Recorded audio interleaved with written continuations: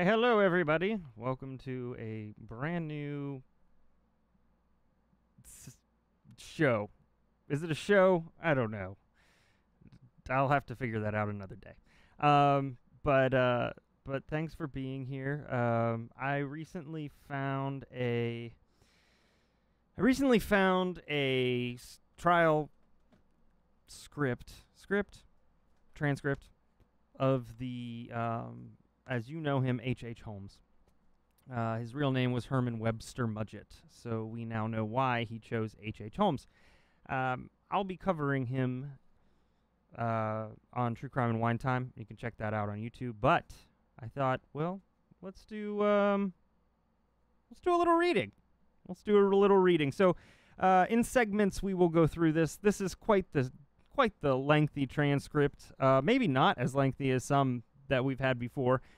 This one happens to be 641 pages, but you can see it on the screen, and as I read through it, that will help me so that I don't have to come up with a bunch of character voices. Yay! But thanks for being with me. How far am I going to go tonight? No idea. So we'll find out. So, the trial of Herman Webster Mudgett, alias H.H. Holmes, for the murder of Benjamin F. Pitetzel? Pierogi? One of the two. All right. Enough jokes. In the Court of Oyer and Terminer and General Jail Delivery and Quarter Sessions of the Peace, and for the City and County of Philadelphia, Commonwealth of Pennsylvania, October 28th, 29th, 30th, 31st, and November 1st and 2nd, 1895.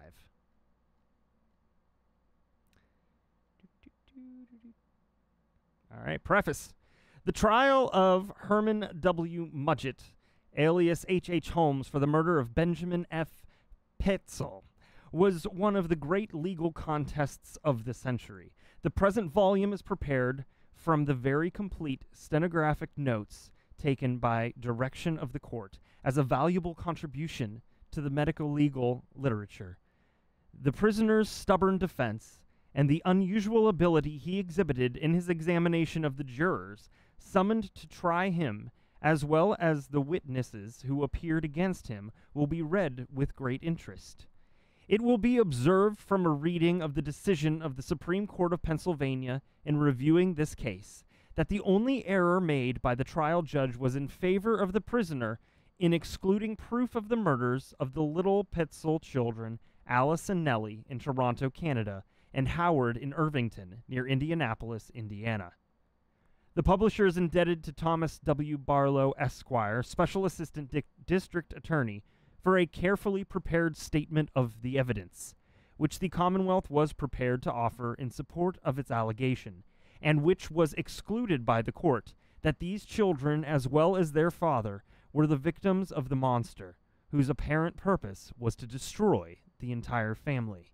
This statement appears as an appendix to this volume. Publisher.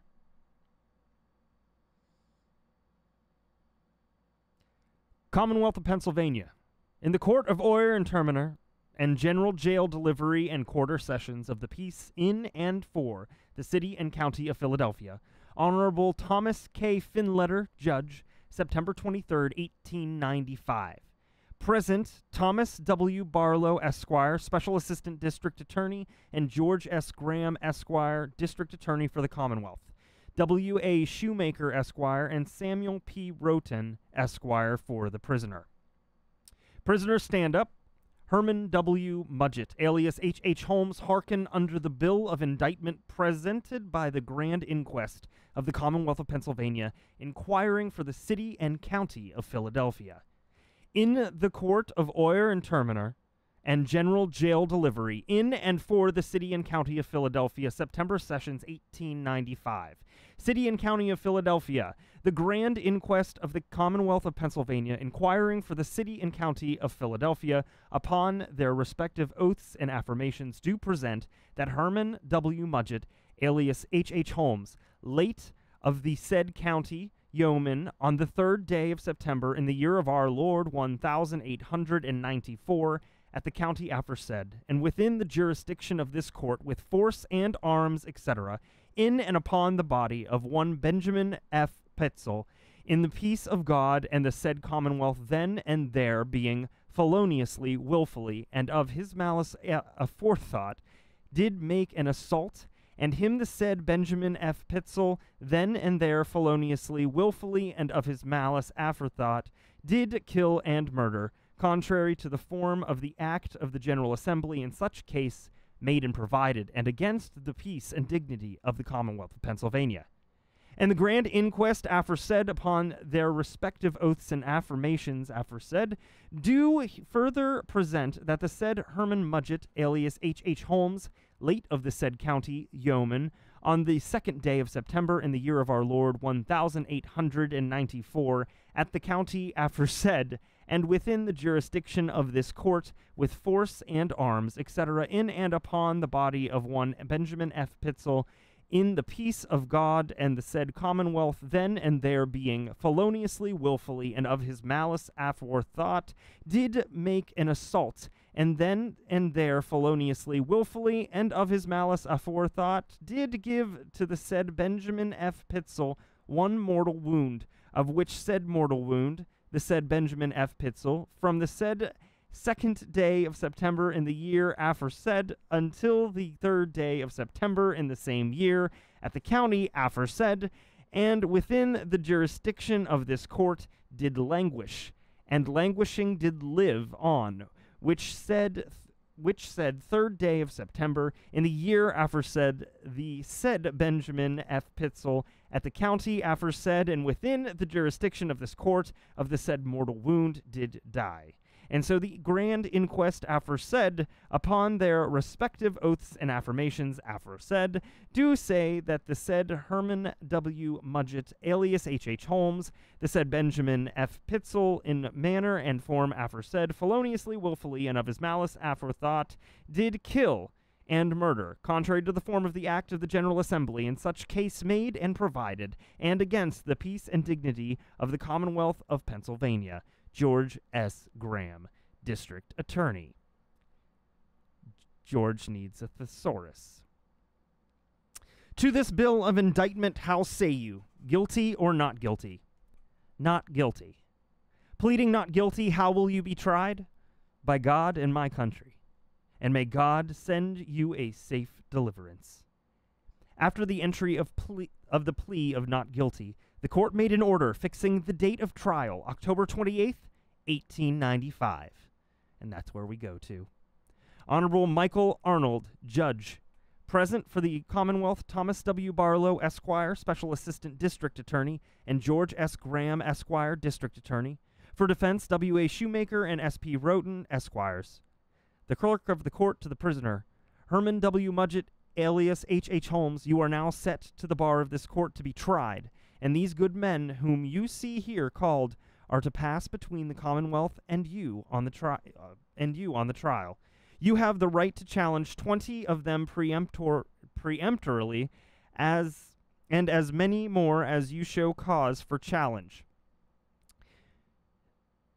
The necessities in the present case are such that we are compelled to ask the court for a continuance. The time allowed for the preparation of the defense in this case, commencing with the indictment, has been hopelessly short and inadequate. For this is a case in which there devolves upon us the absolute necessity of preparing the defense of 3 homicide cases. 3 murder charges are to be tried in one case. We have been compelled to go to distant places to get our evidence in order to combat evidence that was presented in 2 homicidal cases committed elsewhere, which, together with the present one on trial, will constitute the case presented by the state. The time allowed us has not been ample to do that. The evidence will cover great distances and different countries. The defendant's financial affairs have been in such a condition as to make it impossible for us to gather witnesses from various states. He expected and endeavored to have his affairs in such shape today, but on account of unavoidable circumstances, he has not been able to do so. We have information in the way of new evidence, which we received at a recent date, and desire time to gather witnesses and investigate it. We have come to the determination that we cannot proceed today, and that we cannot conscientiously proceed with the case much under 60 days from today. Do you agree to this postponement? The judge said to District Attorney Graham. I do not. The motion comes within no rule of court, except that it may be an appeal to your Honor's discretion, and I strenuously oppose the motion for a continuance. Witnesses have been gathered from states far distant from here, who are voluntarily in attendance, and have come simply because of their duty to the cause of justice. I cannot compel their attendance, and I am quite sure I will never be able to get these witnesses here again. If a continuance is granted, it means absolute destruction of the Commonwealth's case. There is one person who has been subjected to an unusual, nay, an awful strain, and that is Mrs. Peitzel, the widow of the deceased. Her condition is such that it is absolutely perilous to the Commonwealth's case to permit it to go over again. These gentlemen have had full and complete time for preparation. 5 weeks ago, in this courtroom, this day was fixed for the trial, and notice given to them that the Commonwealth would then insist upon trial, and His Honor, so far as he could bind his successor, said that the order for trial in this case would be made, fixing this day. No legal grounds have been laid, and therefore I object to the continuance. Mr. Roten says, in order that we may be able to put in a satisfactory and just defense to which we are entitled, and which we can prove, we should have more time. Not only time, but, if necessary, we should have money. That is what has handicapped us. Mr. Holmes has assets, but we have not been able to realize on them. We feel that in a short time we will be able to realize on these assets and then try the case. There are witnesses in other states who are willing to come on and testify, but they will not come on unless their expenses are paid. We gave notice to the district attorney a week ago that we would make this motion. If the district attorney states that he will not use the testimony in regard to any of those other cases in other places, we are ready to go on with this case. But unless he says so, we cannot go on. Under the circumstances, we ask that the case be postponed at least 60 days, or such other time as your Honor may consider to be right. The court says, your motion to continue the case is overruled. The indictment was found September 12th, the arraignment made September 23rd, and this day was fixed for the trial. That was equivalent to a continuance, and you have had full and ample notice and time to get ready. The district attorney has said that witnesses have been brought here from a distance, and that one witness is in such a condition of health as to make it unsafe to delay the case any longer. In my judgment, there has been no reason shown why the case should be continued. The trial, therefore, will go on. Let the jury be called. Mr. Shoemaker says, the step we are about to take fills us with the greatest pain and regret. We are profoundly sensible of its seriousness, of its unusual occurrence, but with respect to this court, in justice to our client, and in consideration of the duty we owe to ourselves, we must ask your Honor to permit us to withdraw from this case, however painful it may be. We cannot continue in it. The court. Counsel in a case like this have no right to withdraw. You have no right to withdraw at the very beginning of the trial. Your duty is to remain. Of course, I cannot force you to stay and do your duty. The remedy of the court is, if counsel withdraw upon the eve of a murder trial without consent, to enter a rule on them to show cause why they should not be disbarred. The impaneling of the jury was then proceeded with as follows. Enoch Turner, having been duly sworn, was examined as follows by the district attorney. Where do you reside? 2960 East Dolphin Street. What is your occupation? Conductor. Have you formed or expressed any opinion as to the guilt or innocence of this prisoner? I have, through reading the papers. People naturally read the papers, but have you formed or expressed any opinion as to his guilt or innocence? I have. When? Some time ago. Before you were impaneled as a juror? Yes, sir. Was that based only upon what you had seen in the papers? Yes, sir, and through conversations. Could you, notwithstanding that opinion, enter the jury box and under your oath as a juror try this case upon the evidence as you hear it in the courtroom, aside from what you might have read in the papers or heard in casual conversations? Well, I might. Don't you know whether you could or not? I don't know that I could. You are called as a juror in this case to try it according to the evidence. That is evidence sworn to in court. A newspaper account is not evidence. Conversation is not evidence. What I want to know is this. can you not take your place under the obligation of your oath and try this man fairly and impartially according to the evidence as you hear it in the courtroom? Well, I hardly know. Do you mean to say that you have such a prejudice that you cannot try this case according to the evidence you hear here?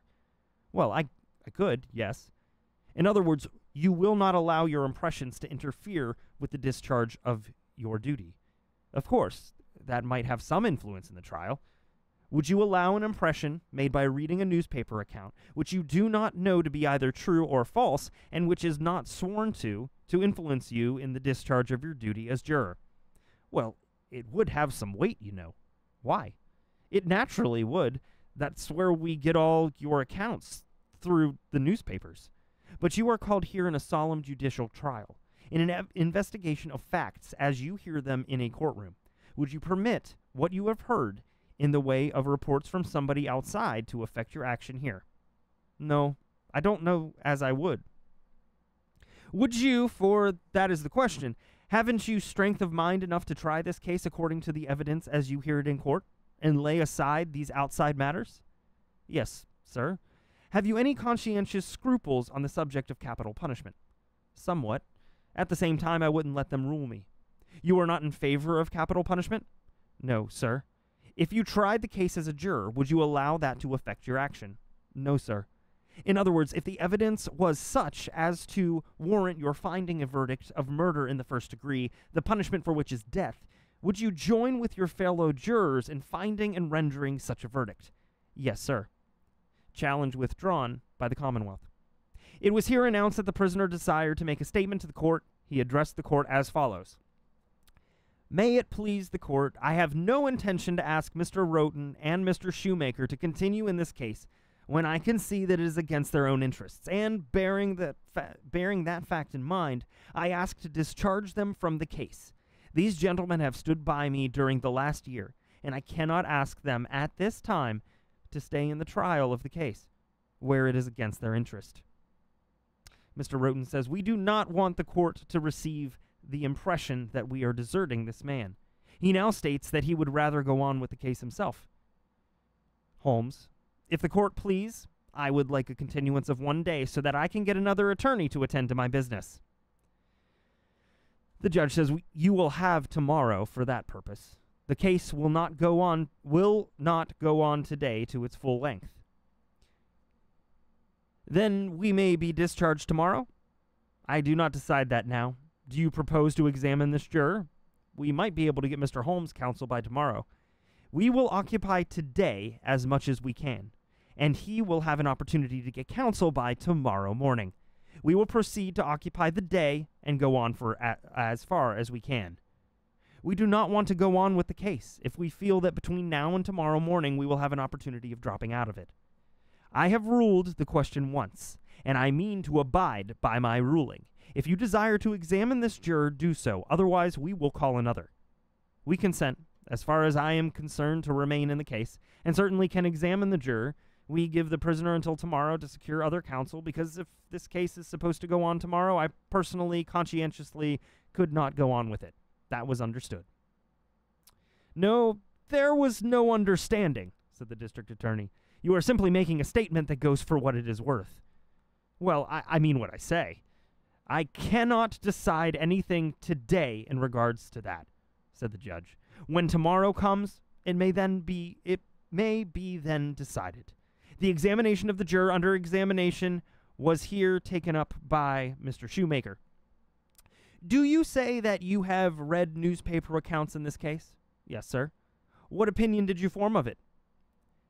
The district attorney interjects, do not state what opinion you formed. Mr. Roten replies, may it please the court, the defendant in this case says that he intends to examine these witnesses, that he does not want us to interfere with the examination of them, and that this is what he is going to do. Now, as to our position, whether we are here or in any other place, it seems to me makes little difference in this case. So Holmes has said, I want to do this. The judge responds, in answer to a statement of the defendant, today was fixed for the trial of this case to go on. Your counsel are here. If, while they are here, you desire them to do anything or wish to do your own examining, you may do so. That is your privilege. It is your constitutional right to try your own case. You can examine the jurors. Mr. Shoemaker says, I cannot conscientiously go on with this case from the fact that the prisoner has so decided. We must withdraw from the case. However serious the consequence may be, we are seriously embarrassed in this matter by preparations that we have not been able to make. The court here asked the prisoner if he decided to examine this juror further. The prisoner says, how long have you resided in this county? 7 years. Are you a married man? No, sir. Are you a man physically well and not subject to anything that would possibly delay the trial of this case by sudden illness? Yes, sir. Is your hearing perfect? Yes, sir. If called upon to act as a juror in this case, do you think you would abide by the evidence as submitted to you? Well, I would do the best I could, to the best of my judgment. Have you, within the last few weeks, been in places of amusement where certain sensational exhibits have been placed before the people, referring to this case? No, sir. In regard to reading the papers, and I ask you because I was not paying particular attention to your answers, do you state that you have not formed any opinion as to the probable guilt or innocence of the defendant? I have formed an opinion. I feel that if this juror states that he has already formed an opinion as to the guilt or innocence of the defendant, that he should be discharged for cause. The district attorney says, he has already stated in addition to that, that notwithstanding what he had read in the papers and whatever impression he may have formed, he could try this case according to the evidence impartially, as he heard it in court. I ask that the jury be discharged. Your challenge is overruled, said the court. The juryman is competent. District attorney says, do you challenge for cause or challenge peremptorily? I ask that I be allowed to avail myself of one of my peremptory challenges. I challenge the juror peremptorily. Frederick Schlump, Sr., having been duly sworn, was examined as follows. By the district attorney. Where do you live? 1922 South 7th Street. What is your business? Grocery dealer. What is your full name? Frederick Schlump. Frederick Schlump, Sr.? Yes, sir. There is a Frederick Schlump, Jr.? Yes, sir. Have you formed or expressed any opinion as to the guilt or innocence of this prisoner? No, sir. Have you any scruples of conscience against capital punishment or punishment by death in cases of murder in the first degree? No, sir. Challenge withdrawn by Commonwealth. The defendant. How long have you resided in this county? About 40 years, I guess. Are you a married man? Yes, sir. Are you a member or officer or employee of any insurance company? Yes, sir. Are you acquainted with any of the officers or employees of the Fidelity Mutual Life Association of Philadelphia? No, sir. Are you personally acquainted with any of the members of the Philadelphia Detective Force or of the District Attorney's Office? No, sir. Have you, within the last week, visited a place of amusement of this city where there is exhibited a certain sensational display pertaining to this case? No, sir. I refer to the museum at 9th and Arch. No, sir. I don't go out at nights. Are you physically a well man, not subject to sudden attacks of illness that might delay this case? Not that I know of. I belonged over 30 years to a society and never was a penny sick for many years. You have not been under the doctor's care for the last month or so? No, sir, not for years. Did I understand you to say that you have had not formed any opinion as to the probable guilt or innocence of the defendant? Yes, sir. Do you think, if called upon to act as a juror in this case, you could act upon the law and the evidence as submitted before you, excluding any sensational developments that may be brought into the case, and depending wholly upon the law and the evidence? That would be my opinion. I would try to do so. Is your hearing perfect? Can you hear my voice perfectly? Oh, yes. If it is quiet, I hear well enough. If it is within my power, I would rather not challenge peremptorily, though I would rather not state that I accept the juror at this time. The court says, you still have a right to challenge later on. This juror was seated in the box. Mr. Roten says, may it please your honor, there is no use at all for me to stay here. The defendant is going on, and he will not allow me to do anything. I ask leave to withdraw. I will have to do so when he says that he is not going to let me do anything and is conducting his case. I do so reluctantly, and at the same time it is with a full appreciation of the act that I am doing. He says that he won't let me do anything, and under the circumstances, there being no use in my being here, I shall leave the courtroom. I am simply doing what I consider my duty. District Attorney says, in view of the retirement of counsel for the prisoner from the courtroom, as this is a serious case, and as we intend to proceed with it, notwithstanding this byplay, I would respectfully move the court for the appointment of counsel by the assignment of the court to advise with the prisoner and assist him in protecting his rights. The court here stated to the prisoner that 2 lawyers, Mr. E.A. Schofield and Mr. Joseph R. Fahey, were present in the courtroom who were willing to aid him in this case. The defendant replied, declining the services offered, upon the ground that the counsel were not qualified to act, from the fact that they knew nothing of the questions involved, and further stated that he wished to have an interview this evening after court had adjourned with a certain person in Philadelphia, in whose hands he had placed money and securities nearly a year ago, with a view between now and tomorrow morning at 10 o'clock of securing counsel, stating that he wished to obtain the services of Mr. R.O. Moon. The district attorney says, my only thought in suggesting the assignment of counsel was that the prisoner should have the benefit of some person to advise him upon any questions of law. I have no objection, of course, to his conducting his own case if he desires to do so. The defendant says, no one could realize their inability to conduct the defense of a case of this magnitude more than I myself, but for the reasons stated, I would prefer to be allowed to conduct my own defense. Court says, then you refuse the assistance of counsel? I must do so, but coupled with that thought, I ask your honor to grant me the interview that I have requested after the court is over tonight.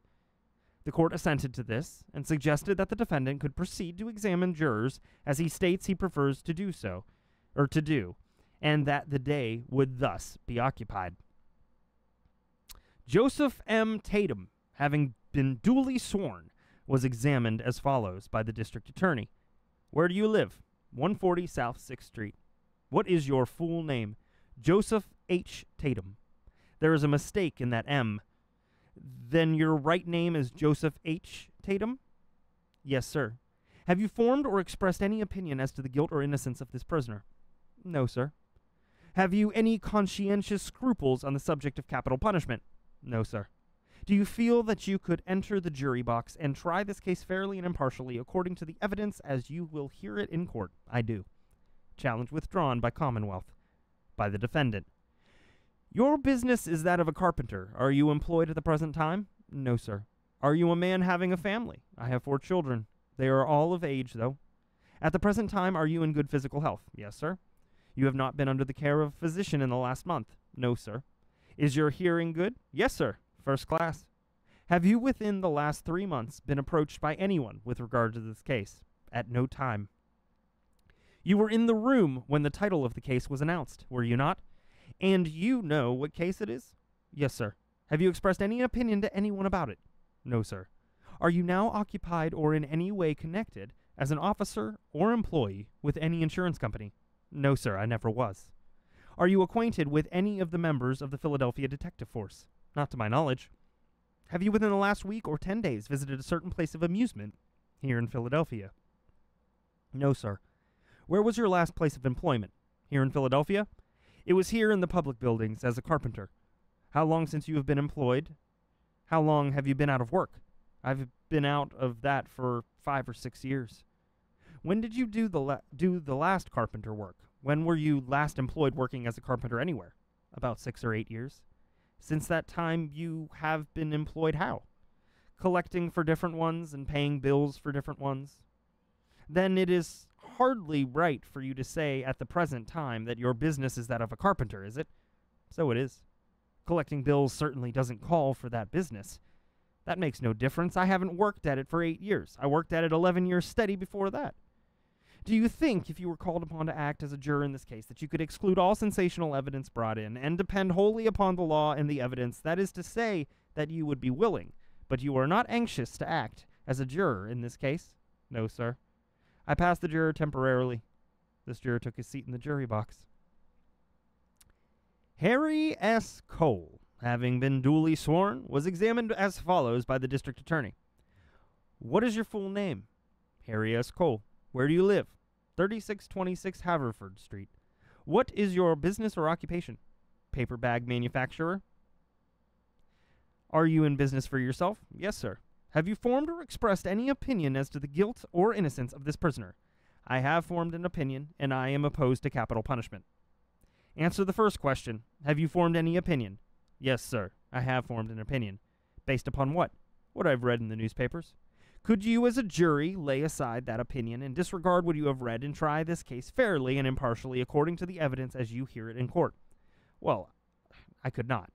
That is, as to capital punishment. I am not now speaking of that. I want to know exactly what your frame of mind is as to the case, whether or not you are a competent juror on the score of impartiality. Are you able to try this case, laying aside what you have read in the newspapers and any opinion that you may have had, and under oath try the case according to the evidence and the law? Would you do that? Well, I have formed quite an opinion on the subject. I ask you, as an intelligent man, whether or not you cannot enter the jury box under your oath and try this case according to the evidence as you hear it in court. Oh, certainly.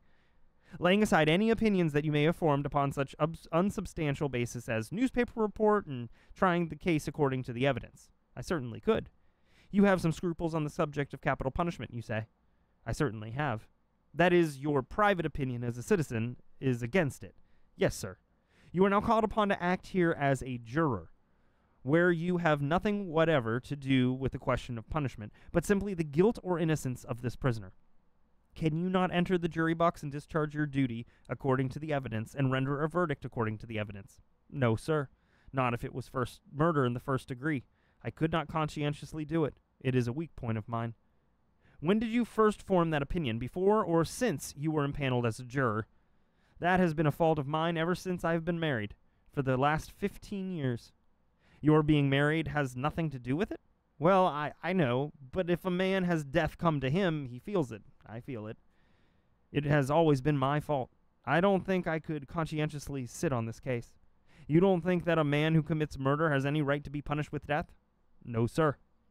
Challenge for cause by Commonwealth. Ooh. Robert Kincaid, having been duly sworn, was examined as follows. By the district attorney. What is your full name? Robert John Kincaid. What is your business? Florist. Where do you live? 648 Brooklyn Street. Have you formed or expressed any opinion as to the guilt or innocence of this prisoner? None whatsoever. Have you any conscientious scruples on the question of capital punishment? No, sir. Do you feel that you can try this case fairly and impartially according to the evidence as you hear it in court, uninfluenced by anything else? Yes, sir. Challenge withdrawn by Commonwealth. The defendant. How long have you been a resident of this county? About 10 years, I guess. Have you been employed in the same kind of business in which you are now? Yes, sir. Have you been interviewed within the last 3 months by anyone in regards to this case? No, sir. You have held no conversation with anyone. I have had conversation. Have you expressed an opinion as to the probable guilt or innocence of the defendant? No, sir. In regard to your reading the newspapers, can you say that during these last few months when you have taken up your daily paper and read it, that is pertaining to this case, that having finished reading some of the sensational developments that have been brought out, you have formed no opinion whatsoever? No, sir, I have not. Not even speculating in your mind as to the questions of probable guilt or innocence? No, sir. I notice that is somewhat difficult for you to hear. I notice that it is somewhat difficult for you to hear me. Have you good hearing? Yes, sir. Have you within the last week or 10 days visited a museum here in the city where there are sensational exhibits pertaining to this case? I have not. Are you acquainted with any of the officers or employees of the Fidelity Life Insurance Company of Philadelphia? I am not. Are you a member or an officer or an employee of any insurance company? No, sir. Are you acquainted with any members of the detective force here in Philadelphia? No, sir. That is, are you personally acquainted with them? No, sir. The district attorney interjects. It really makes no difference whether he is or not. I can see where it might make a difference, said Mudgett. The court says, the question has been answered. It is not relevant, but nevertheless it has been answered. Holmes says, for my future guidance, I would like to know. The court responds, I will state that a man being or knowing an officer or a member of an insurance company or a detective is no disqualification to serving upon a jury. Holmes goes back to the witness. Is your business such that if you were called upon to be absent from it for a considerable length of time, and perhaps from your family, that it would cause you great inconvenience or loss financially or otherwise? The judge says, that has nothing to do with the case. It is no disqualification, and therefore there is no use in asking such a question or debating it. Then do I understand that I have not the right to ask the question? You have not, because it is not material to the case, to the cause. It is no objection to the juror. Holmes goes back to the witness. In passing upon this case, do you think you would be guided wholly by the law and the evidence submitted before you? Yes, sir. Outside of sensational matters that may be brought into the case? Yes, sir. The juror was not challenged and took his seat in the box. Now it is time for some water.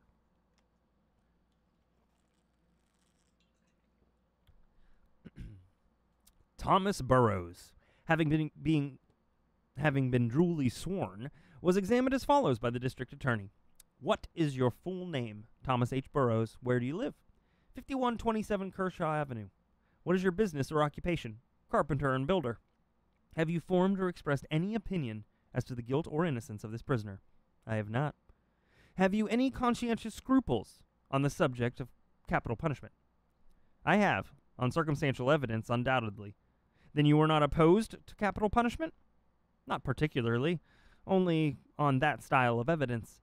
That is, you would be more difficult to convince on circumstantial evidence than on direct evidence. Yes, sir, undoubtedly.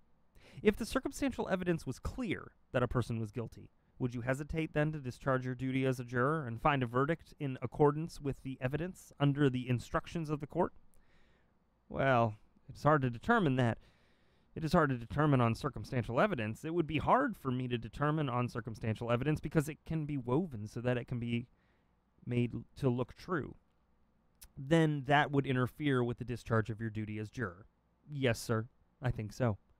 Challenge for cause by the Commonwealth. J.G.D. Avil, sworn and examined by the district attorney. What is your full name? James G.D. Avil. What is your business? Printer. Where do you live? 629 39th Street. Have you formed or expressed any opinion as to the guilt or innocence of this prisoner? No, sir, I have not. Have you any conscientious scruples on the subject of capital punishment? No, sir. Do you feel that you could enter the jury box and, under your oath as a juror, try this case fairly and impartially according to the evidence as you hear it in court? I think so. Yes, sir. Challenge withdrawn by the Commonwealth. Holmes turns to the witness. How long have you resided in this county? 33 years. You have stated that your business was that of a printer. Are you conducting a business of your own or working for another? I am employed. Have you at any time within the last few months been interviewed in regards to this case or expressed an opinion to anyone concerning the probable guilt or innocence of the prisoner during that time? No, sir. Do you think that what you have read in the papers regarding this case would disqualify you from acting impartially? No, sir, I think not. Are you physically a well man? Yes, sir. The juror was not challenged and took his seat in the box. Frank X. Coyle, having been called, was directed by the district attorney to stand aside. Samuel Wood, having been duly sworn, was examined as follows by the district attorney. What is your full name? Samuel Wood. What is your business? Yarn manufacturer, 5143 Wakefield Street, Germantown. You are down as being at number 5141? I guess that is a mistake. The numbers were revised about 3 or 4 months ago. How long have you lived there? I have lived in that house 8 years. Does anybody by your name live at 5141? No, sir. Have you formed or expressed any opinion as to the guilt or innocence of the prisoner? No, sir. Only what I read in the paper, but I didn't form an opinion. Notwithstanding what you read in the paper, can you try this case fairly according to the evidence, as you hear it in court? Yes, sir. Uninfluenced by what you have read or heard outside? Yes, sir. Only on evidence. Have you any scruples of conscience against capital punishment? None whatsoever. Challenge withdrawn by Commonwealth. The defendant asked this juror no questions, and he took his seat in the box, the defendant stating that he had no questions to ask him, but requesting the court to say why the last juror, Coyle, was excluded. The court says the district attorney, in the exercise of his privilege to stand him aside, stood him aside without examination. J.D. Haas, having been duly sworn, was examined as follows by the district attorney. What is your full name? John D. Haas. Where do you live? 4231 Aspen Street. What is your business? Paper hanger. Have you formed or expressed any opinion as to the guilt or innocence of this prisoner? No, sir. I don't think I have. Have you read about the case? Yes, sir. Can you, notwithstanding what you may have read about the case, try this man fairly and impartially according to the evidence as you hear it in court? Yes, sir. I think I can. Have you any conscientious scruples against capital punishment? No, sir. How long have you lived in Philadelphia? Nearly 26 years, all my life. Are you married or single? Single. Is your hearing good, and are you in good physical condition and able to endure the strain of this trial? Yes, sir. Challenge withdrawn by the Commonwealth. Holmes asks, have you been interviewed by anyone in matters relating to this case in the last 3 months? No, sir. I have read the papers naturally, but I have not really expressed an opinion to anyone. You have not talked about the case to anyone. I have not mentioned the case at all, any more than just what I have seen in the papers. Have you a family? No, sir. Have you at any time within the last week or 10 days visited a certain museum here in the city where a sensational exhibit has been shown relating to this case? No, sir. The juror was not challenged by the prisoner and took his seat in the box. Lewis Wister, having been duly sworn, was examined as follows by the district attorney. What is your full name? Lewis W. Wister. Where is your place of residence? 20 Fisher's Lane. What is your business? The lumber business. Have you formed or expressed any opinion as to the guilt or innocence of this prisoner? Yes, sir. Based upon what you have read in the newspapers? Yes, sir. You have no personal knowledge in this case, of course. No, sir. No personal knowledge. Could you not, as a man of intelligence, lay aside what you may have read in the papers in a matter that is unsworn to, and concerning which you do not know whether it is true or false, and under your oath as a juror, try this case according to the evidence as you hear it in court? I think so. I could certainly try. Have you any scruples of conscience against capital punishment? No, sir.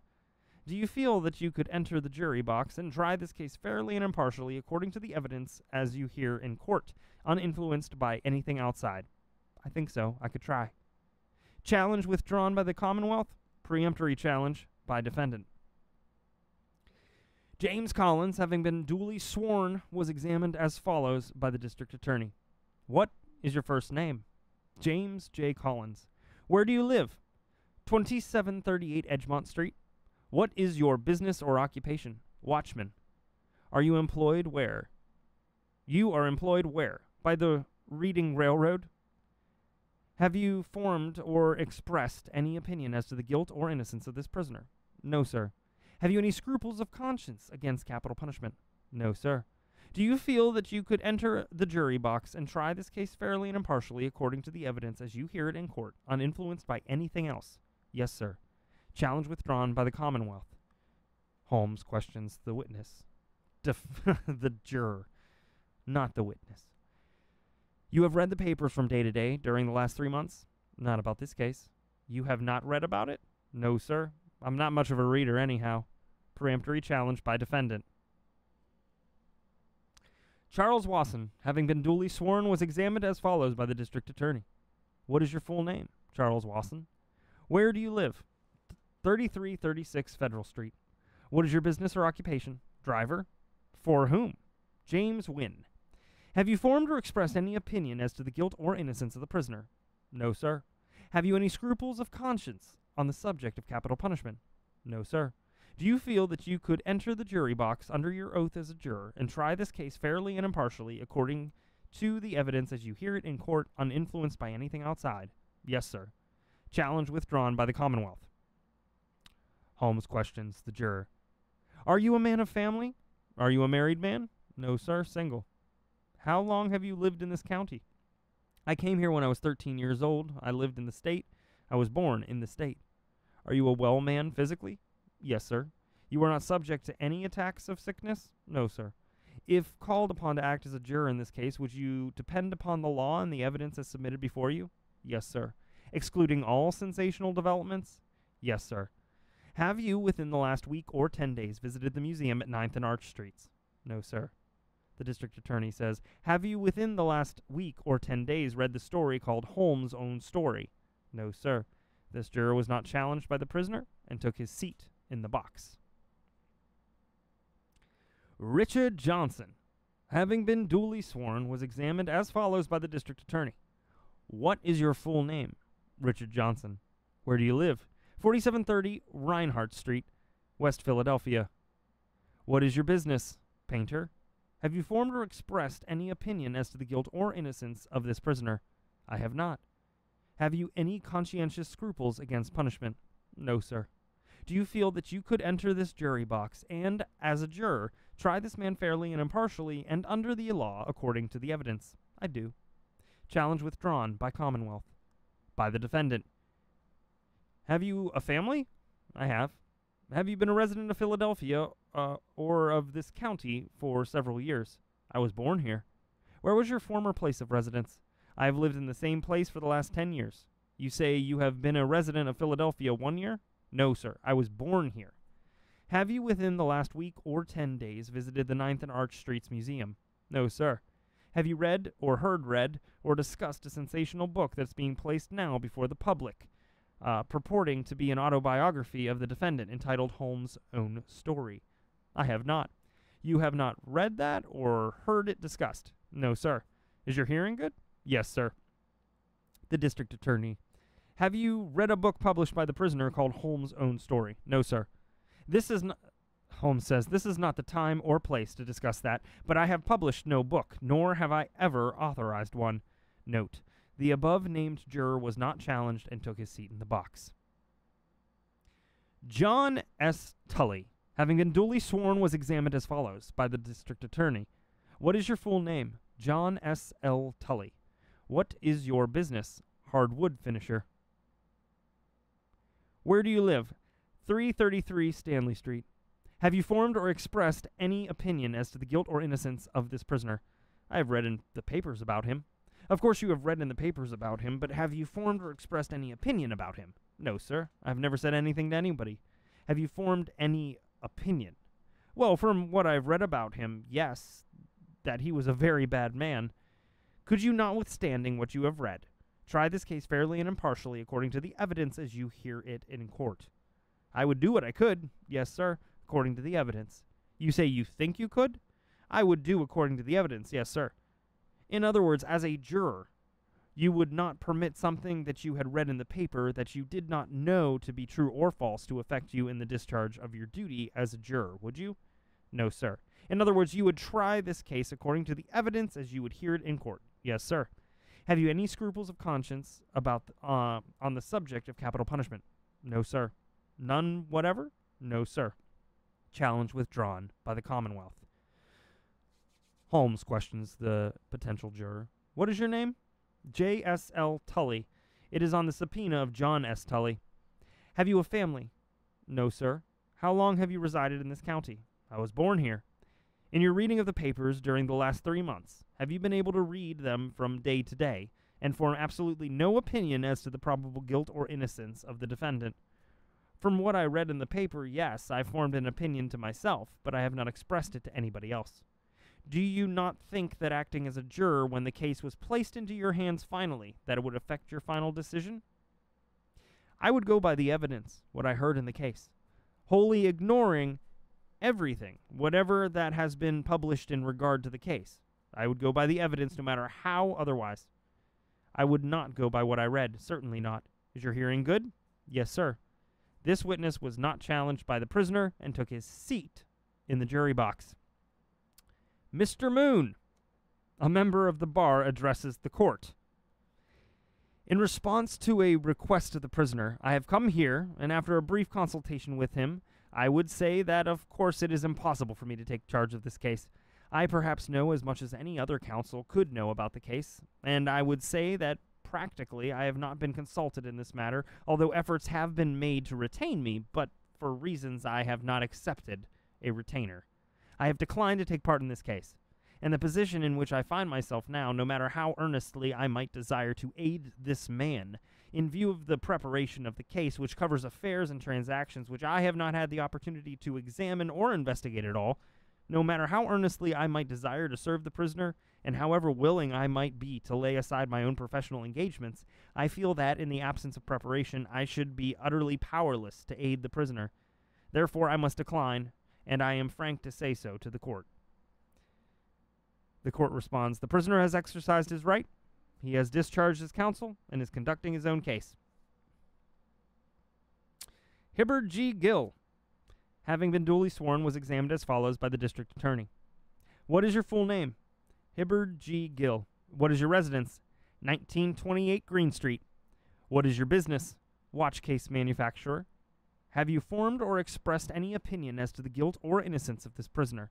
Yes, sir, I formed a very strong conviction against the prisoner. A very strong opinion? Yes, sir. Could you, notwithstanding that opinion, try the case according to the evidence as you hear it in court, or would the opinion influence you? I'm afraid it might influence me. My conviction is so strong. You think you would be unable to separate that from your duty here? I am afraid so. Challenge for cause by Commonwealth. Michael Scanlon, having been duly sworn, was examined as follows by the district attorney. Where do you live? 414 North Front Street. What is your business? The canvas and awning business. What is your full name? Michael J. Scanlon. Have you formed or expressed any opinion as to the guilt or innocence of this prisoner? Yes, sir. Based upon what? What I've read. You have no personal knowledge of this case? No, sir. What you have read, you don't know whether it is true or false? No, sir. It was not sworn to? My opinion was very strong from what I read. Could you, notwithstanding that, enter the jury box and try this case fairly and impartially, according to the evidence as you heard it in court, if you were sworn to do so? Yes, sir. I believe I could. Have you any doubt, but that, as a man of intelligence, you could separate and exclude what you have read in the newspapers and similar statements and listen to the sworn testimony as it was delivered from the witness box? No, sir. But then my opinion is very strong. I believe, however, I guess that I could be convinced. That is not the question. I ask you, as a man of intelligence, this question. You are called to the jury box to take an oath that you will well and truly try this case, according to the evidence as you hear it in court. Can't you do that? Yes, sir. Have you any scruples of conscience on the subject of capital punishment? None whatsoever. Challenge withdrawn by the Commonwealth. Holmes gets up and questions the potential juror. How long have you been a resident of this county? All my life. Have you expressed an opinion to anyone in the last 3 months as to the probable guilt or innocence of the prisoner? Yes, sir. If the court please, he answers that he has expressed an opinion as to the probable guilt or innocence of the defendant, and it would seem to me that that should be a sufficient reason for challenge for cause. The court responds, it is no longer a reason. It was at one time. It was found impossible in these days to enforce it as a reason for excluding jurors. Newspapers are so numerous that everybody now reads them, and, of course, they obtain impressions from them. Therefore, unless his opinion is so fixed as to be immovable, the juror is competent. If he says that, notwithstanding he formed an opinion at the time and had an impression, yet he can try this case according to the evidence and render a verdict in that way, he is still a competent juror. I can understand that if he had simply read the papers and commented upon them, that might be the case. But where he has expressed an opinion of the guilt of the defendant, I certainly feel that it would be sufficient to challenge him. Do I understand that that is overruled? It is. Is it my privilege to take an exception to that rule? Yes, you are entitled to that. Then I wish one noted. This juror was peremptorily challenged by the defendant. Luis Reese, having been duly sworn, was examined as follows by the district attorney. Where do you live? At Frankfurt.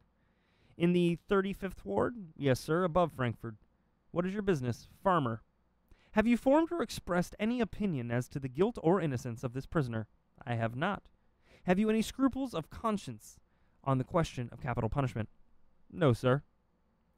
Do you feel that you could enter the jury box and try this man fairly and impartially according to the evidence as you heard it in court, uninfluenced by anything outside? Yes, sir. Challenge withdrawn by the Commonwealth. Holmes questions the potential juror. How long have you lived in this county? All my lifetime. Do you read the daily papers or the newspapers from week to week? Sometimes. Have you read of this case? No, sir. During the last few months, have you heard no comments upon it at all? No, sir. How many miles is your home from the center of the city? 8 miles. Do you take no weekly paper? Yes, sir. State if you have not heard others reading and discussing the case. Yes, sir. Do you think such discussions or whatever you have heard in regard to it, whether in the papers or otherwise, would influence you in your verdict? No, sir. This witness was not challenged by the prisoner and took his seat in the jury box. John McLaughlin, having been duly sworn, was examined as follows by the district attorney. What is your full name? John McLaughlin. What is your business? Grocery man. Have you formed or expressed any opinion as to the guilt or innocence of this prisoner? I have. How? By reading the papers. That was some time ago? Yes, sir. You have no personal knowledge of this case? No, sir, only in the way of reading the papers. You don't know the prisoner, nor anybody connected with him? No, sir. What you read has made some impression on your mind? Yes, sir. Of course, you know that is merely hearsay opinion, gathered from every source, don't you? That is, statements in the papers. Well, of course, we can't always rely on the papers. You don't know whether it is true or false? No, sir. You are called as a juror sworn to try this case fairly and impartially according to the evidence. Can you, as a man of intelligence, lay aside what you have read in the papers and give this man a fair trial according to the evidence as you hear it in court? Yes, sir. You have no doubt about it. In other words, you would not permit some hearsay information that you had outside or some statement in the paper to affect your actions as a juror in trying a question of this nature, would you? No, sir. Not if I was on the case, I would not. Have you any scruples of conscience on the subject of capital punishment?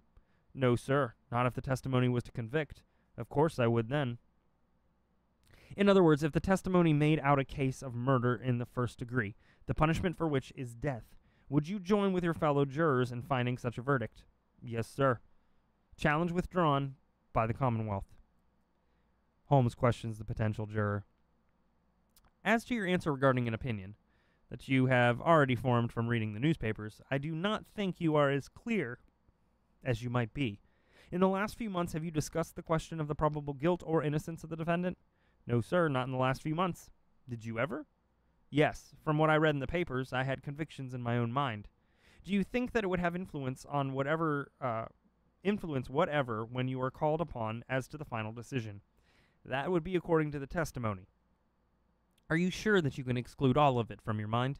In other words, can you exclude from your mind when you are called upon to give a final opinion as a juror in this case all of these questions of newspaper publication that have been brought before your notice in the last 3 months and depend upon the law and the evidence submitted to you to the exclusion of everything else? Yes, sir. The juror was not challenged by the prisoner and took his seat in the jury box. The prisoner at this time stated, I would like to challenge peremptorily the first 2 jurors chosen, Mr. Schlump and Mr. Tatham. Said jurors were withdrawn from the box. Fidel Hassler, having been duly sworn, was examined as follows by the district attorney. What is your full name? Fidel Hassler. Where do you live? 1339 Market Street. What is your business? Cabinet maker. Have you formed or expressed any opinion as to the guilt or innocence of this prisoner? Never yet. Have you read about the case? Yes, sir. But you have no opinion as to his guilt or innocence? Not especially. Do you feel that you could enter into the trial of this case and try him fairly according to the evidence as you would hear it in court? Yes, sir.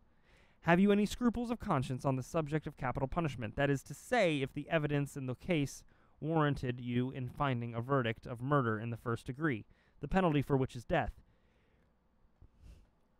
Would you join with your fellow jurors in finding such a verdict? Yes, if I found it. That is, if the evidence warranted it. Yes, sir. Challenge withdrawn by Commonwealth. Preemptory challenge by prisoner. William S. Rich, having been duly sworn, was examined as follows by the district attorney. Where do you live? 1416 Wellington Street.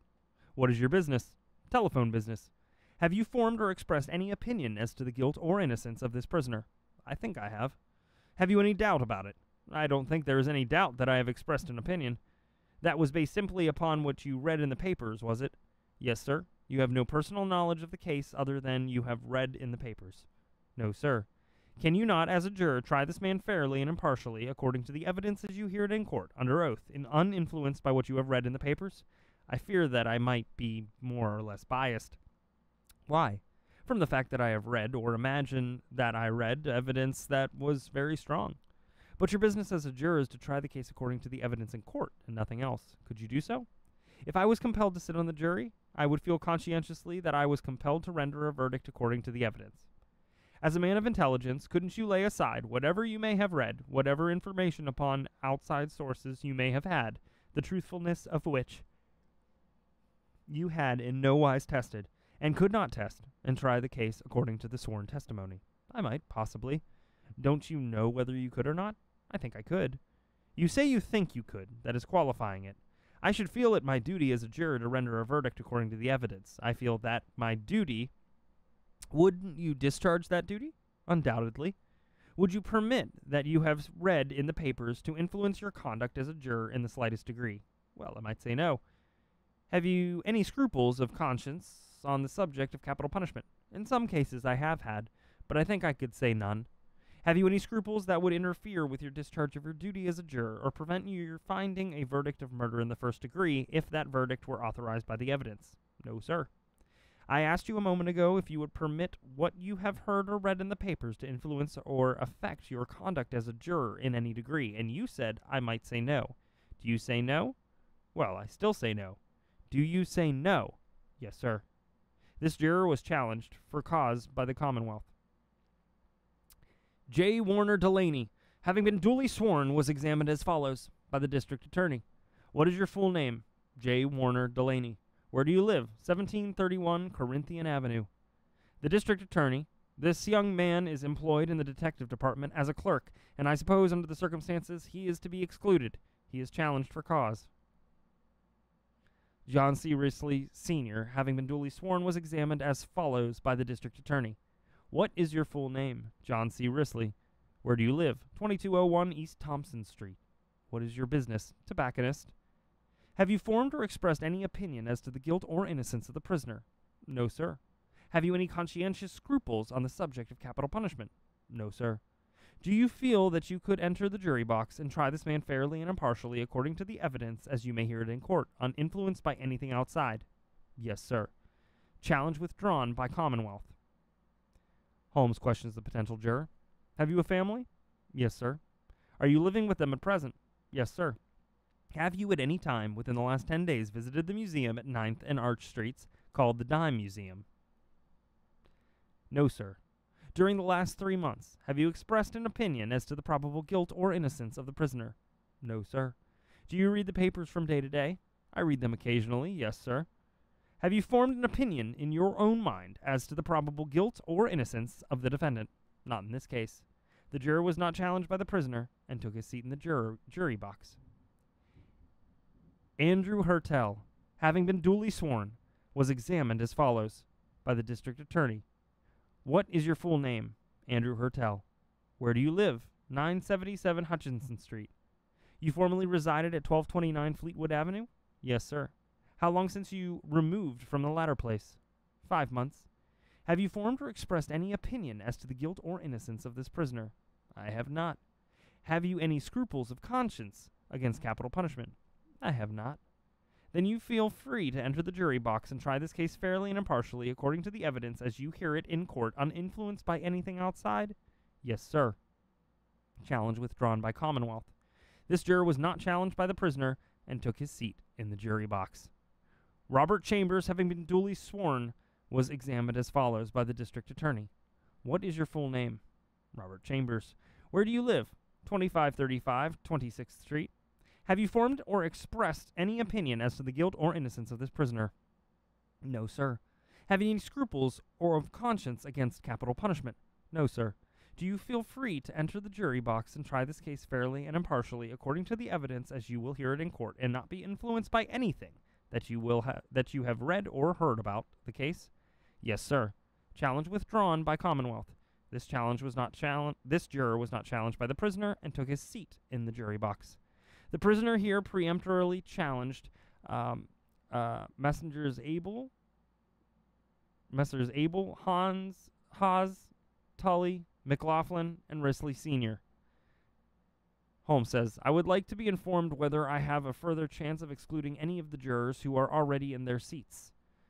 The district attorney says, yes, up to 20 at any time before the jury is sworn. You can challenge up to that time. Holmes is being a butt. John Richardson, having been duly sworn, was examined as follows by the district attorney. Where do you live? 565 Bower Street. What is your business? Weaver. Your full name is John Richardson, Sr.? Yes, sir. Have you formed or expressed any opinion as to the guilt or innocence of this prisoner? No, sir. Have you any scruples of conscience against capital punishment? No. Do you feel that you could enter the jury box and try this man fairly and impartially according to the evidence as you hear it in court? I think I could. Challenge withdrawn by Commonwealth. Preemptory challenge by defendant. William P. Hansel, having been duly sworn, was examined as follows by the district attorney. What is your full name? William P. Hansel. Where do you reside? 4990 Thompson Street.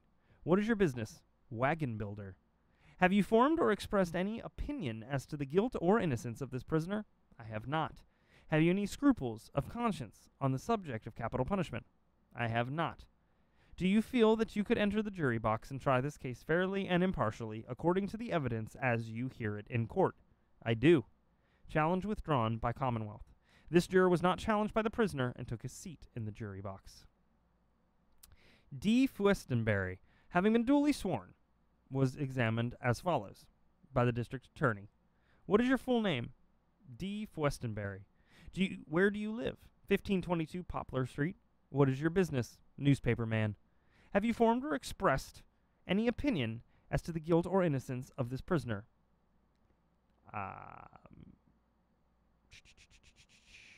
That's a good question that I don't have an answer to because it's bent. Have you any scruples of conscience on the subject of capital punishment? Yes, sir. How long have you held them?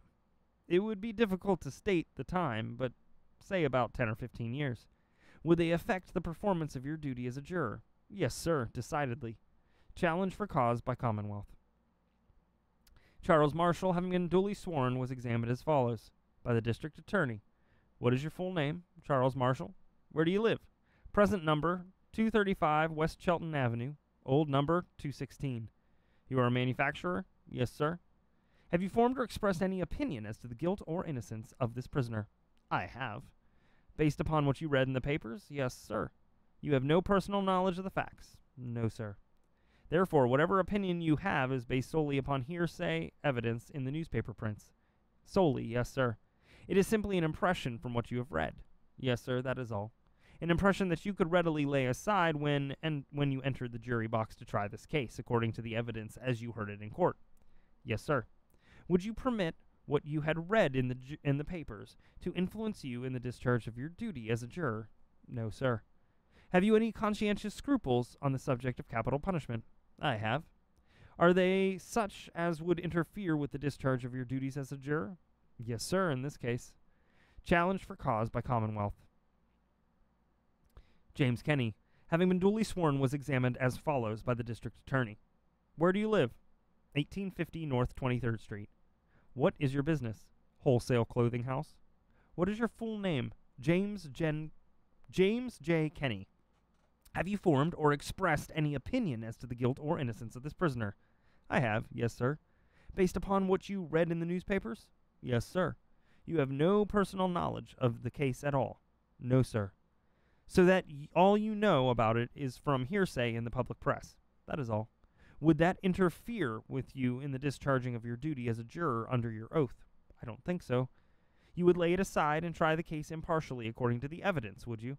I think so, yes, sir. Do you say yes? Yes, sir. Have you any scruples of conscience against capital punishment? I have not. Do you feel, then, that you could enter the jury box and try this case fairly and impartially according to the evidence? I think so. Challenge withdrawn by Commonwealth. Holmes questions the potential juror. In your answer, I did not understand what your business was. Examiner in a wholesale clothing house. Are you a man of family? Yes, sir. How long have you lived in this county? Over 30 years. This juror was not challenged by the prisoner and took his seat in the jury box. Shreve Ackley, having been duly sworn, was examined as follows by the district attorney. What is your full name? Shreve Ackley. Where do you live? 1725 Norris Street. What is your business? Clerk for Lehigh Valley Railroad Company. Have you formed or expressed any opinion as to the guilt or innocence of this prisoner? I have. Based upon what you have read in the paper? Yes, sir. Of course, you have no personal knowledge of the case or of the evidence. None whatsoever. Or none whatever. Would what you have read in the paper affect the discharge of your duty as a juror in trying this case? Not at all. No, sir. Do you feel that you could enter the jury box and try this man fairly according to the evidence as you heard it in court, the sworn testimony in the case? Yes, sir. Have you any conscientious scruples on the subject of capital punishment? I have not. Challenge withdrawn by Commonwealth. Holmes questions the potential juror. Have you been interviewed in regard to this case in the last 3 months by anyone? I have not. Are you a man of family? I am. This juror was not challenged by the prisoner and took his seat in the jury box. Holmes states, if the court please, I am at a loss to know whether, after I pass them in this way, certain other questions can be asked. That is, whether before the trial is commenced, certain other general questions can be asked. The court replies, you must make all your investigation now, as the jurymen come up one by one. Harmon B. Bishop, having been duly sworn was examined as follows by the district attorney. State your full name. Harmon B. Bishop. Where do you live? 818 Union Street, 35th Ward. What is your business or occupation? Salesman, jobbing salesman. Have you formed or expressed any opinion as to the guilt or innocence of this prisoner? Yes, sir. Based upon what you've read in the papers? Yes, sir. You have no personal knowledge of the case? No, sir, not the least. Would what you have read in the papers, hearsay statements, affect you in the discharge of your duty as a juror? None whatever. Have you any conscientious scruples on the subject of capital punishment? I certainly have.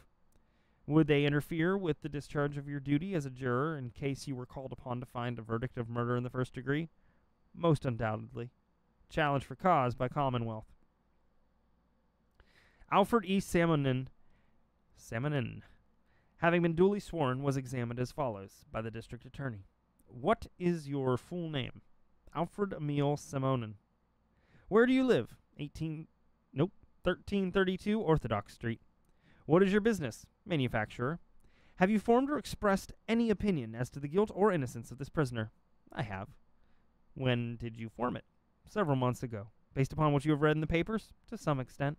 Have you any personal knowledge of the case? Well, no, not directly. Have you any other knowledge than simply hearsay testimony? I am very well acquainted with the officers, a number of them, of the Fidelity Insurance Company. That would bias me to some extent, I think. The fact that you know a man would bias you in the discharge of your duty as a juror? I mean, if there was a doubt. What do you mean by that? I mean to say if I had a doubt as to the man's guilt. Do you mean to say that you would allow your knowledge of somebody outside of this case to affect your judgment under your oath as a juror? No, sir, not if the proof was positive. If it was positive or not positive, do you mean that you would allow that to interfere with your duty as a juror? As I say, if the proof was there, it would not. I do not understand you at all. Let me ask this question. You would be sworn to try this case, according to the evidence, under your oath as a juror. Yes, sir. You are not to permit your knowledge of A, B, C, or D to interfere with your duty. Do you mean to say that because you know A, B, C, or D, that you would permit that to influence your actions as a juror? No, sir. The evidence would convict the man, so far as I'm concerned. And nothing else? Well, no, if the evidence was direct and positive. And if it was not, you would acquit him? On circumstantial evidence, I would acquit him. Have you conscientious scruples on the subject of capital punishment? Yes, sir, to some extent. Challenge for cause by Commonwealth. Linford Biles, having been duly sworn, was examined as follows by the district attorney. What is your full name? Linford L. Biles. What is your business? I am employed by the Atlantic Refining Company and have charge of the payrolls. Where do you reside? 1081 Tasker Street. Have you formed or expressed any opinion as to the guilt or innocence of this prisoner? No, sir. Have you any scruples of conscience against capital punishment? No, sir.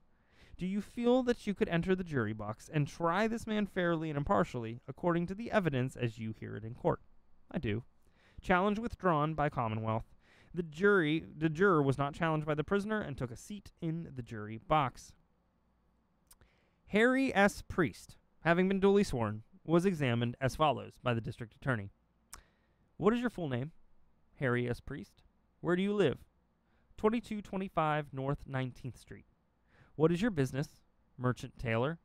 Have you formed or expressed any opinion as to the guilt or innocence of this prisoner? I have. Based upon what you have read in the papers? Yes, sir. Have you any personal knowledge outside of that? No, sir. Would you allow that to interfere with the discharge of your duty as a juror when sworn to try the case according to the evidence? No, sir. Would you try the case according to the evidence uninfluenced by what you have read? Yes, sir. Have you any scruples of conscience against capital punishment? No, sir. You feel, therefore, that you could enter the jury box and try this man fairly and impartially according to the evidence as you hear it in court? Yes, sir. Challenge withdrawn by the Commonwealth. Preemptory challenge by defendant. John Wunder, having been duly sworn, was examined as follows by the district attorney. What is your full name? John Wunder. Where do you live? 24 Mill Street, Germantown. You are down as 26 Mill Street, Germantown. Does anybody of your name live there? No, sir. What is your business? Pattern maker. Have you formed or expressed any opinion as to the guilt or innocence of this prisoner? No, sir. Have you any scruples of conscience on the question of capital punishment? No, sir. No, sir. Do you feel that you could enter the jury box and try this case fairly and impartially according to the evidence as you heard it in court? I do. Challenge withdrawn by Commonwealth. This juror was not challenged by the prisoner and took a seat in the jury box. The prisoner was here and asked if he was satisfied with the jury, whereupon he peremptorily challenged Messengers Ackley and Wasson.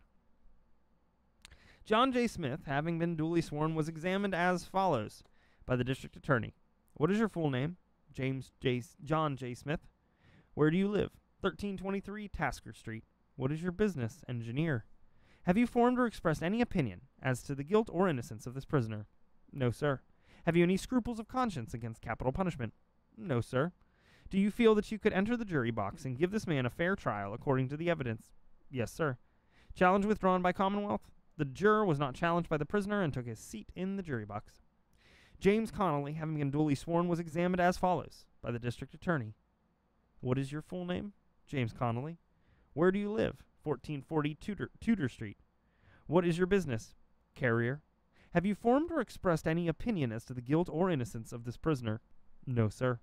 Have you any scruples of conscience against capital punishment? No, sir. Do you feel that you could give him a fair trial according to the evidence as you would hear it in court? Yes, sir. Challenge withdrawn by Commonwealth. The prisoner did not challenge this juror, who took his seat in the jury box. The prisoner here asks that the case be continued until tomorrow morning at 12 o'clock, by which time he can tell whether he wishes to challenge any other of the jurors, and that in that time he may be allowed the interview which he has heretofore asked with the party in Philadelphia. Also that a message be sent to his attorney, Mr. Roten, or one of his attorneys, for certain papers that he will need. The court replied that the papers would be sent for, but that the case would be proceeded with. The prisoner replied that he thought no harm could be done in continuing the case for that short time. He thought by tomorrow morning at 10 o'clock he could arrange for an attorney to go on with his case, that he did not himself want to pass upon the jurors and to exhaust all his challenges without consulting an attorney, that he did not think he should be forced into doing so. The court replied that the prisoner had discharged his attorneys and had been trying his own case, that the case should go on to trial until it was closed. The court here directed the jury to be sworn, when the prisoner interrupted and stated that he wished to challenge two of the jurors. He then challenged Connolly and Wunder. Thomas Sloan, having been duly sworn, was examined as follows by the district attorney. What is your full name? Thomas Sloan. Where do you live? 25th and Sedgley Avenue, southeast corner. What is your occupation? Driver for a stable boss. Have you formed or expressed any opinion as to the guilt or innocence of this prisoner? No, sir. Have you any scruples of conscience against capital punishment? No, sir. Do you feel that you could enter the jury box and try this man fairly, according to the evidence as you hear it in court, uninfluenced by anything outside of it? Yes, sir. Challenge withdrawn by the Commonwealth. The prisoner did not challenge this juror, who took his seat in the box. Charles A. Summer, having been duly sworn, was examined as follows by the district attorney. What is your full name? Charles A. Summer. Where do you live? 1223 North 6th Street. What is your business? Designer. Have you formed or expressed any opinion as to the guilt or innocence of this prisoner? Yes, sir. I suppose that is based upon what you have read in the newspapers? Yes, sir. You have no personal knowledge of the case? None whatsoever. None whatever. You know none of the parties to it? No, sir. Then your opinion is based upon hearsay statements in the papers? Yes, sir. Would that interfere with your duty as a juror, under oath, to try this case according to the evidence? That would depend entirely on the evidence, or entirely on the witnesses. I cannot honestly believe that all witnesses tell the truth. You do not understand me. Would you permit what you have read in the papers to affect your action as a juror when sworn to try the case according to the evidence? No, sir. Of course, it is your business to weigh the credibility of the statements of the witnesses, and as honestly as possible to ascertain where the truth is and render your verdict according to your belief in that direction? Yes, sir. But you would not permit anything outside to interfere with it, as I understand. No, sir. Not as a juror, I would not. You would not allow what you read in the newspapers to affect your judgment or action? No, sir. Have you any conscientious scruples against capital punishment? Yes, sir. Would that interfere with the discharge of your duty as a juror? Yes, sir, it would. That is, if I knew the consequence would be death. You would not discharge your duty as a juror when you had nothing to do with the question of punishment? No, sir. Challenge for cause by Commonwealth. George V. Clash, having been duly sworn, was examined as follows by the district attorney. What is your full name? George V. Clash. Where do you live? 504 Emily Street. What is your business? Soap making. Have you formed or expressed any opinion as to the guilt or innocence of this prisoner? No, sir. Have you conscientious scruples against capital punishment? Not in the least. Do you feel that you could enter the jury box and try this man fairly and impartially according to the evidence as you shall hear it? I certainly do. Yes, sir. Challenge withdrawn by Commonwealth. The juror was not challenged by the prisoner and took his seat in the jury box. The district attorney says, we are satisfied with the juror. What has the prisoner to say? The defendant says, the prisoner is satisfied. The jurors were here individually sworn. The jurors were here individually sworn. The indictment and plea were then read to the jury. The court here took a recess to 3 p.m. At 3 p.m., the court reassembled, and after the opening of the district attorney had been concluded, adjourned to 10 a.m. Tuesday, October 29th, 1895. Woo! Woo! What a time. What a time to be alive. What a time to be alive. Thank you all so much for tuning in. Hopefully you enjoyed it. I know that it was a lot. That was 70 pages. But we did 70 pages, and that's pretty cool.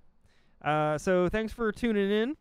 I do find this interesting. I know that part, finding the jury, a lot of repetitive stuff. But I do find it quite interesting how Holmes decided to reject some of the jurors at like the very last minute, just to like do it, just to. So it'll be interesting to see where this goes next. I'm gonna try and be doing this every now and again, every Wednesday on Discord. So we'll do a live recording on Discord. So join Discord, the Courtyard, and then I will be putting it up on YouTube as a series. So thanks again for joining. I have absolutely no outro at all. So I'm just gonna play the intro again. Bye, everybody.